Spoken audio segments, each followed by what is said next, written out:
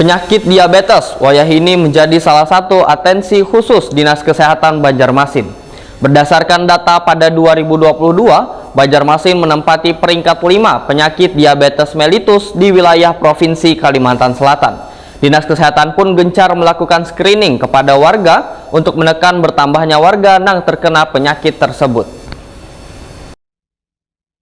Penyakit diabetes menjadi salah satu atensi khusus Dinas Kesehatan Banjarmasin. Berdasarkan data pada 2022, Banjarmasin menempati peringkat 5 penyakit diabetes mellitus di wilayah Provinsi Kalimantan Selatan. Dinas Kesehatan pun gencar melakukan screening kepada warga untuk menekan bertambahnya warga yang terkena penyakit tersebut. Kepala Dinas Kesehatan Banjarmasin Dr. Muhammad Ramadan Wahitakwani Prima TV Kamarian Kamis 11 Mei 2023 memadahkan diabetes merupakan penyakit kada menular, namun sangat dipengaruhi oleh gaya hidup seseorang. Penyakit ini kada hanya menyasar orang dewasa, namun terjadi pada kekanakan. Dinasnya pun gencar melakukan sosialisasi kepada warga terkait menjaga kesehatan tubuh dengan penerapan pola hidup barasiwan sehat, khususnya bagi peserta didik di Banjarmasin, dikarenakan banyaknya makanan instan mengandung gula yang sangat berbahaya bagi kesehatan.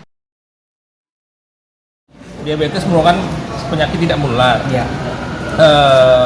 Perilaku hidup, perilaku makan, ya pola makan, kurang olahraga, ya, kemudian lifestyle, gaya hidup, menjaga pola makan, jangan terlalu banyak yang berlebihan menyebabkan diabetes, ya Allah, jangan terlalu banyak malas gerak, mager, olahraga, kemudian beraktivitas, dan makan makanan yang memang bergizi, jangan terlalu banyak yang manis-manis, karena lifestyle-nya kan sekarang ini apa-apa serba manis ya Pak.